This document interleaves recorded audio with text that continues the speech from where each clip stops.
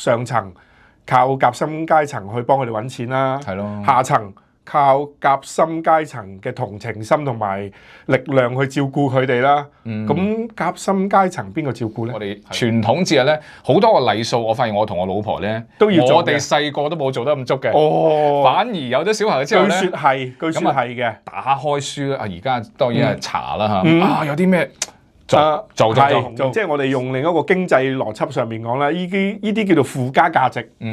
將成個過年變成一個產品，咁你不斷咁樣加一啲價值落去，係咪啊？為我所用，係啦，令到呢一個產品咧更加值錢。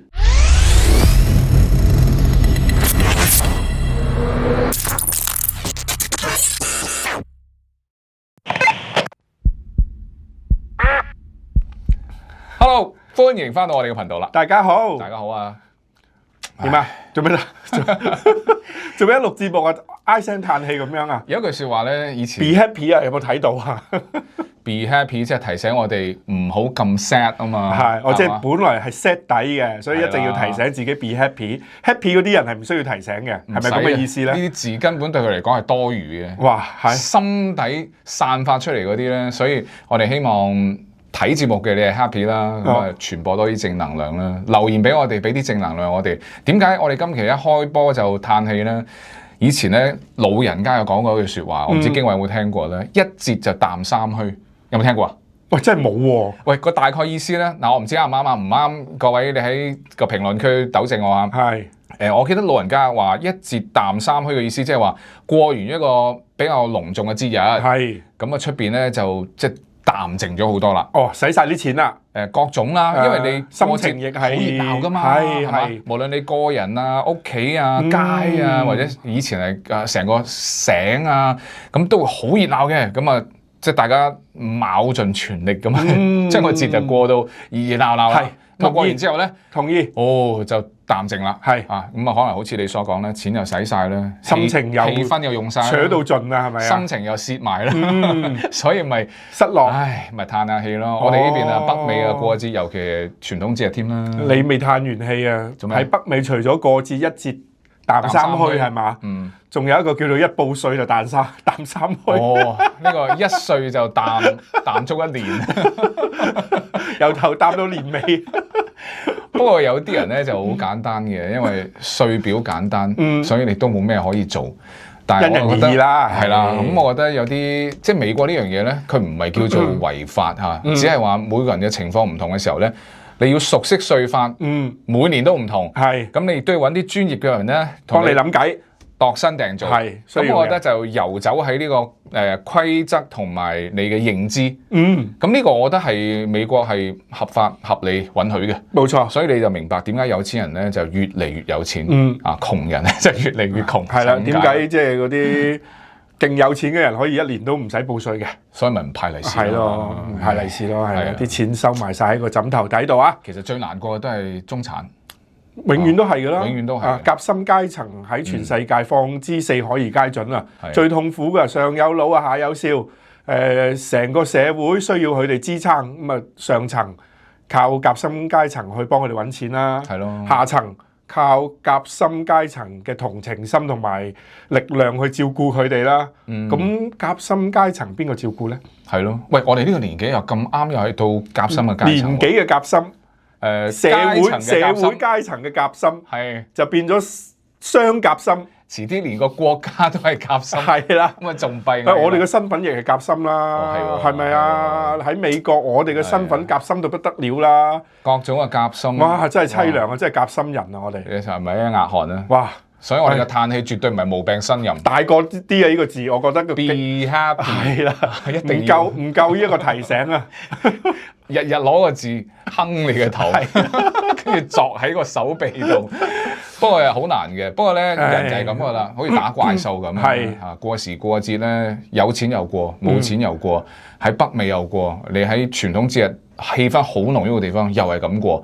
咁啊，好似有對比之下咧，你又講得啱喎。以前我哋喺美國咧，傳統節日就春節咁計啦，咁啊氣氛就當然冇而家咁濃啦嚇。人少啊嘛嗰陣時，而家咧人又多咗係嘛？咁啊活動又多咗嘅，市場大咗，需求有嘅，咁你知啦。當有市場有需求嘅，咁嗰啲商業嘅運作就會出嚟㗎啦嘛。係咁啊，當你冇嘅就冇人做呢啲嘢，商機就多啦。係咯。嗱不過咧，小家入邊咧，呢個就同即係出邊嘅人多少或者市場嘅景氣與否咧，冇乜太大關係嘅，就好睇我哋做父母啦。係，我哋細個咧就接受呢啲傳統節日氣氛。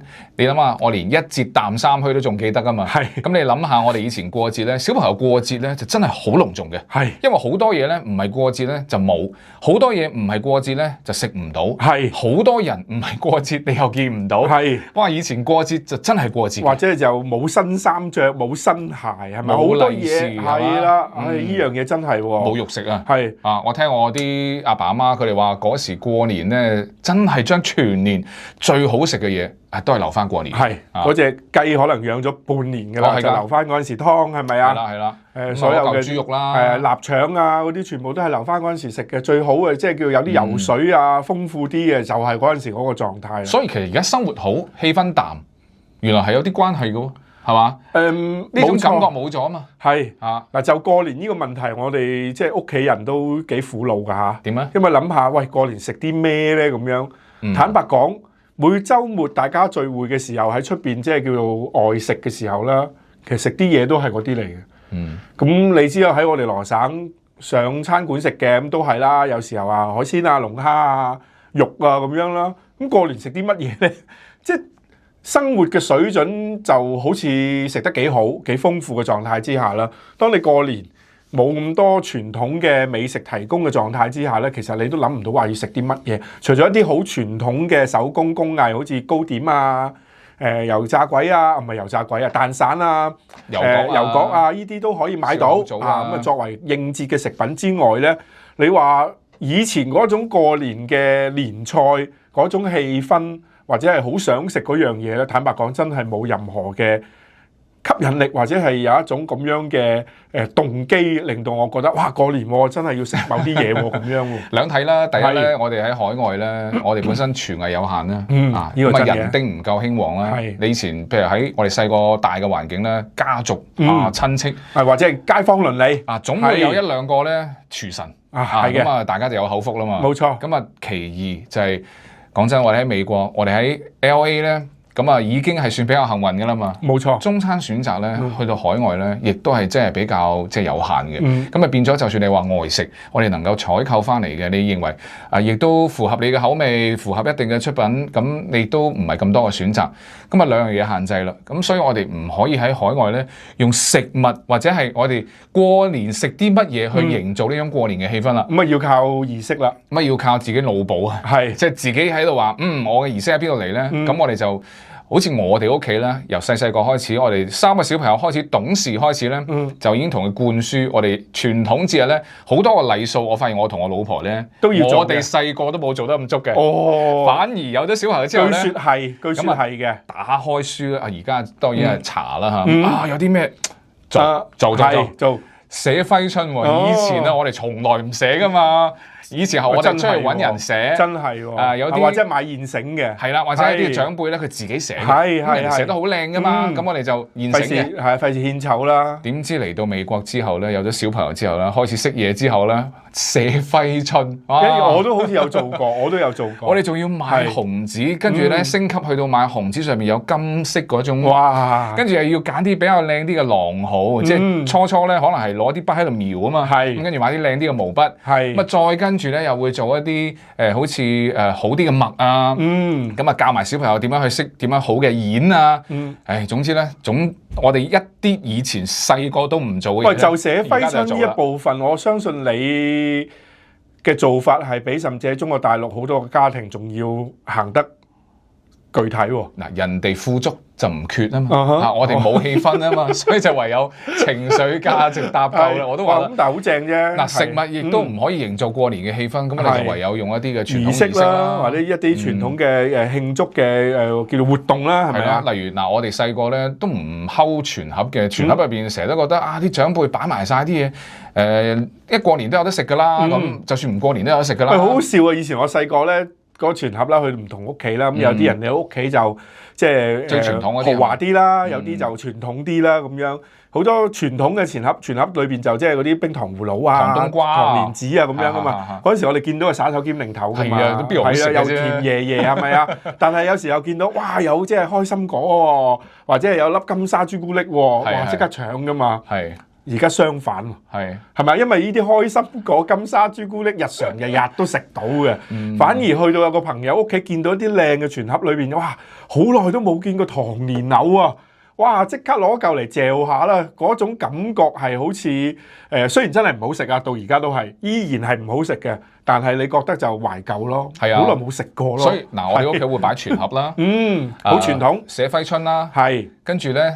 貼揮春係嗱，你諗下喺美國嘅屋企咧，其實就即係都好多好中西融合嘅嘢噶啦。但係我哋為咗要營造呢種過節嘅氣氛咧，嗱，我哋如果中秋會掛燈籠啦，仲要帶埋啲小朋友自己整燈籠喺後院咧，咁啊扮喺度即係喺度行街啦。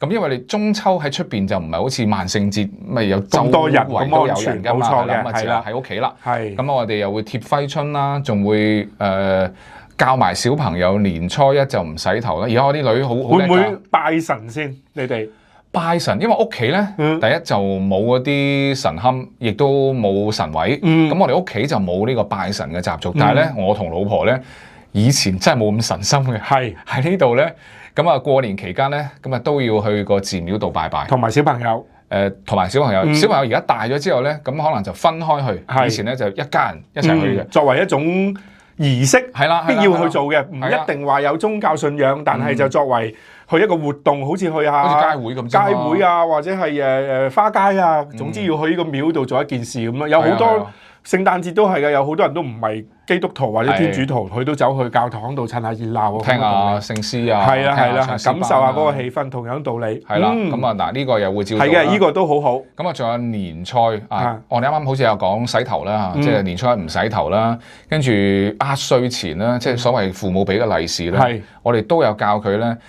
我同太太俾每一個小朋友咧，一人一封，或者兩封咧，嗰啲叫壓歲錢啊！古時候啲人就係攞嚟去壓住嗰個即係歲係嗰個壽嚟啊嘛，年收係啦，咁啊放喺個枕頭底。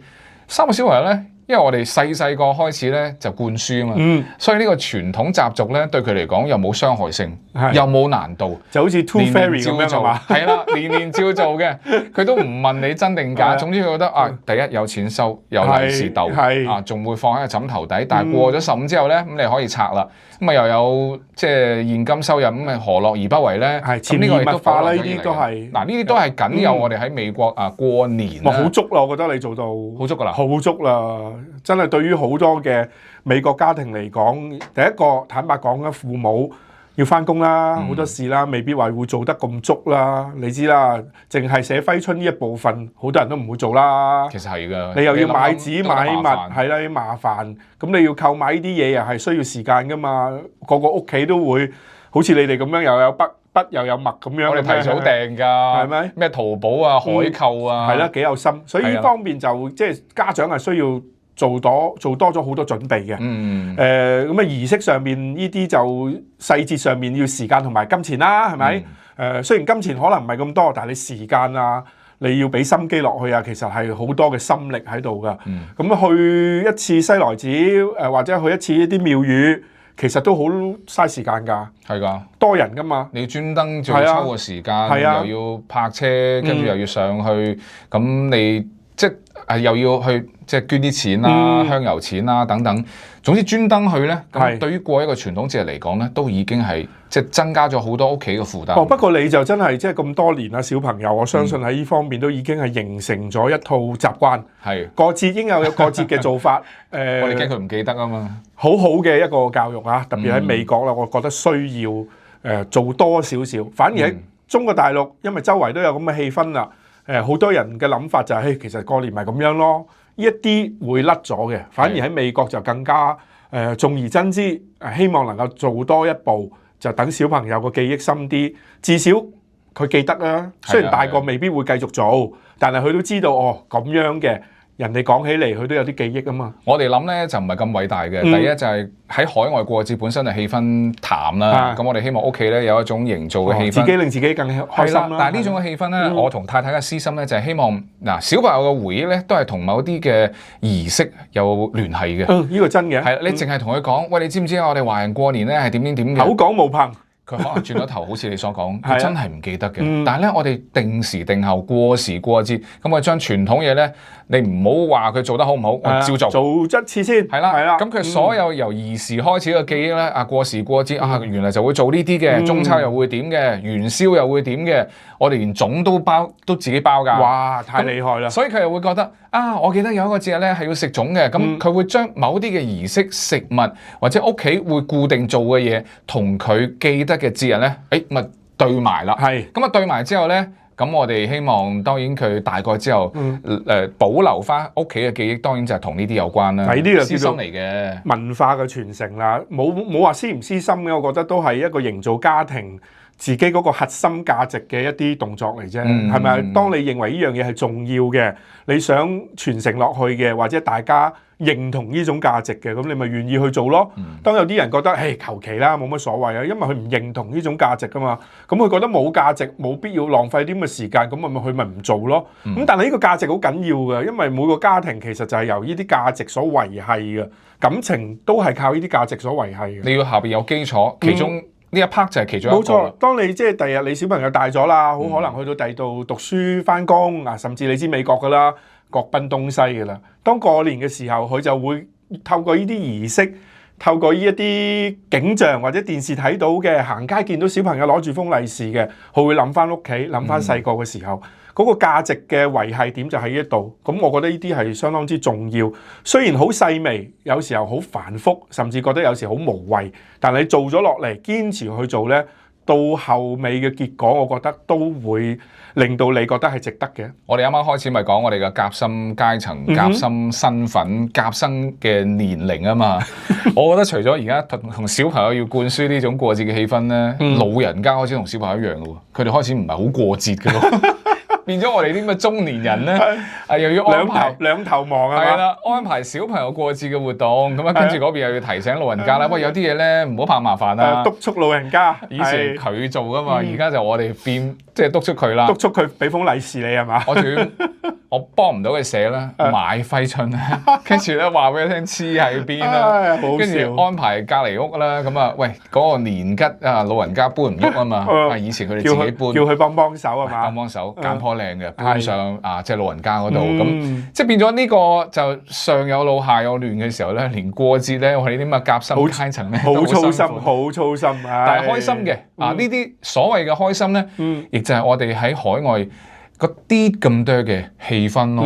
嗱，過節其實忙碌都係一種氣氛嚟嘅。好多嘢做啊！1、2、3、4、5、6幾樣嘢。係過年其實佢核心就係忙啫嘛。係，搞到你咧就真係好多嘢要做完一系列之後咧，咁啊嗱，一節淡三虛，人啊嗰個虛都虛咗啦。係，即係呢個身體都虛埋。精力啊，各方面真係要休息下。我記得真係過年其中個核心就係忙。過年前嘅10日，哇，開始列個清單啦，買乜嘢，搞清潔，做好晒嘢啦，拜神拜乜嘢，要去寺廟度點樣？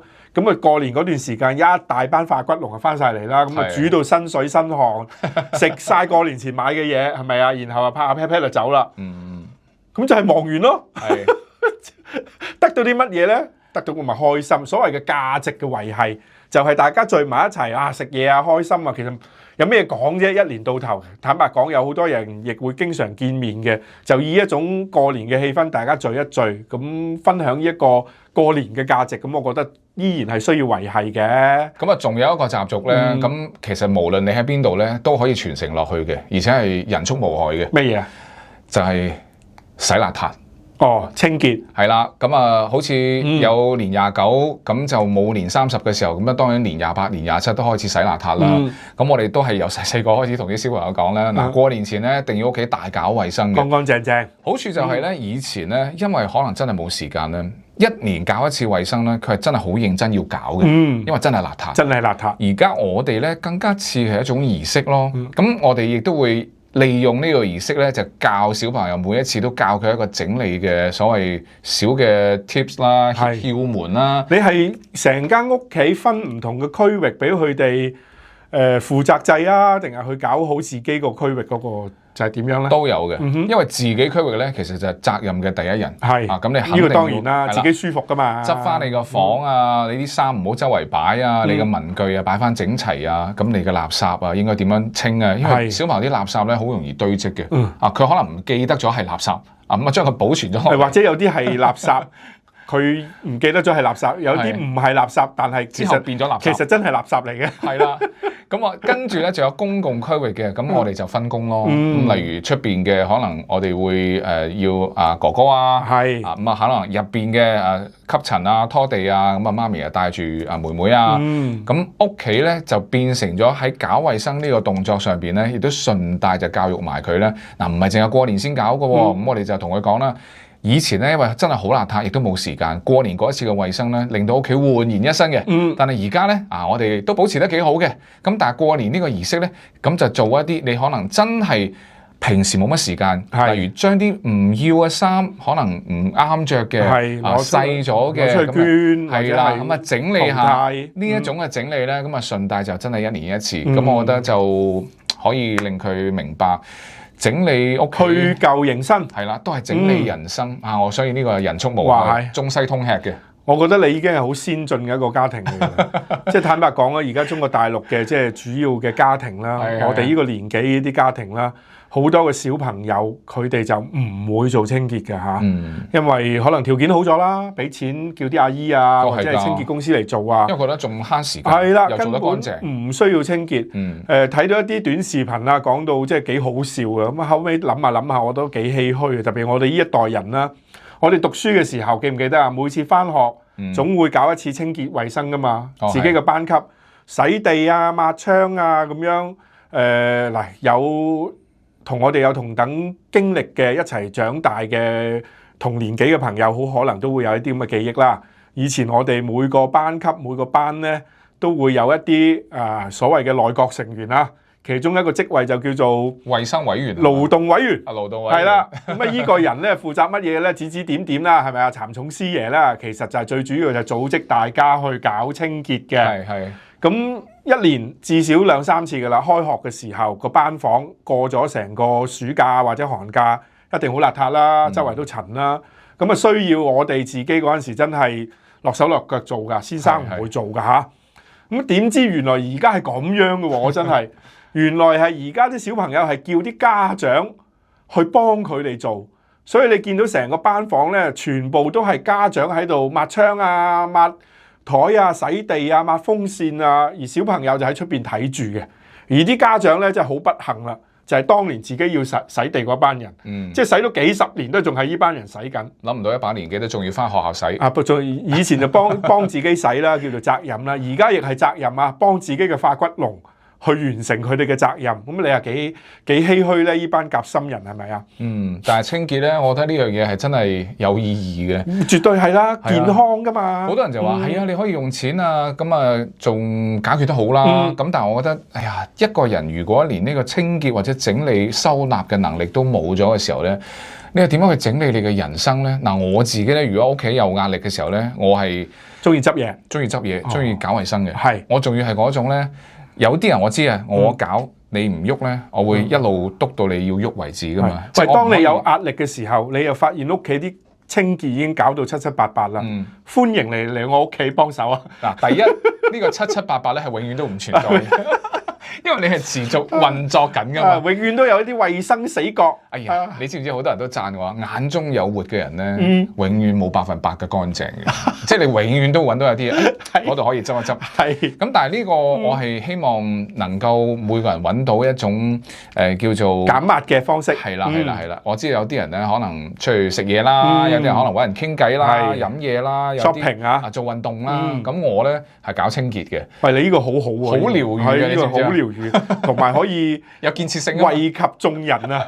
你話即係出去 shopping 嘅，哇，大使錢係咪啊？出去飲食嘅，咁當然啦，話惠及唔到眾人啦。但係你呢個係惠及到家庭喎。係啊，咁所以嗱過節咧，我亦都將好多呢啲嘢咧，咁啊將佢延續咗起身時候咧，我希望能夠惠及到我哋自己嘅。咁啊到時佢哋大個咧，咁啊過時過節咧，唔係淨係可能即係 send 個短信啊，或者有時傳統節日都唔記得咗啊，而佢哋可能會記得呢啲嘅記憶，都翻嚟同我哋食下嘢啊，過下節，幫下手搞下清潔啊，咁樣係咪？係啦，我哋都係想。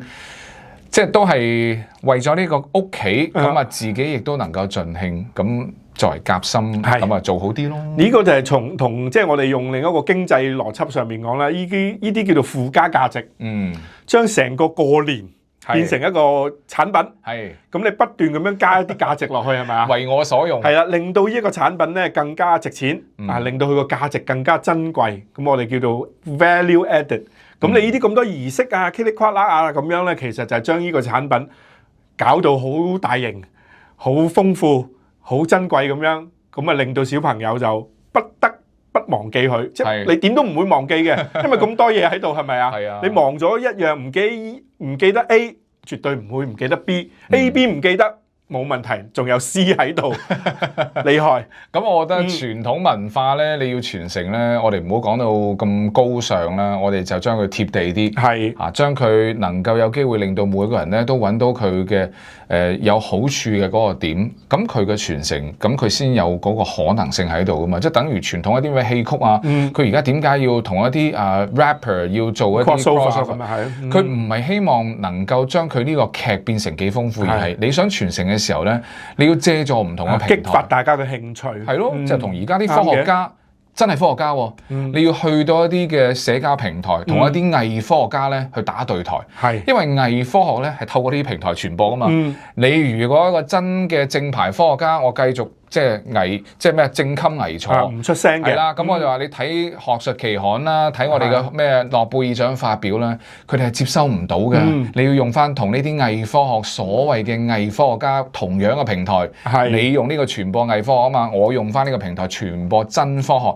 而家就係咁噶啦。冇辦法啦，同我哋一樣傳統文化以前係咁樣傳播，需要包裝。我哋而家就係需要用翻同樣嘅方式，你傳播西方文化嘅舞台方式，我用翻呢個方式同埋舞台傳播翻我哋嘅傳統文化。需要經歷啦嚇，所以啲大科學家遲啲咧，好似嗰啲權威性嘅雜誌啊，Nature 啊咁樣啦。當你訂閱呢個 Nature 或者係睇呢啲咁樣嘅學術研究報告，有機會抽一個加勒比海5日3夜嘅酒店咁樣係咪啊？係啊！而家咩話教你投資，仲有咩紐約證券交易所3日嘅免費旅行？我心諗我投資之前我要先去咗紐約。不過嗱，呢個就係即係附加價值咯。用同樣嘅方式傳播正確嘅一啲資訊，因為太多唔正確嘅資訊係用緊呢啲嘅平台，都係想一個受眾能夠真係有機會接觸到啫嘛。有一種講法就係要用魔法打敗魔法啦嘛。呢啲係咪咁講？係咁嘅意思。確實而家嘅情況比起10幾20年前係有好大嘅改變啦。但係家庭為單位嘅嗰種過年咧，確實係因人而異㗎。曉慧咁樣嘅做法我就好想跟你學習，希望能夠一年接一年咁維持到。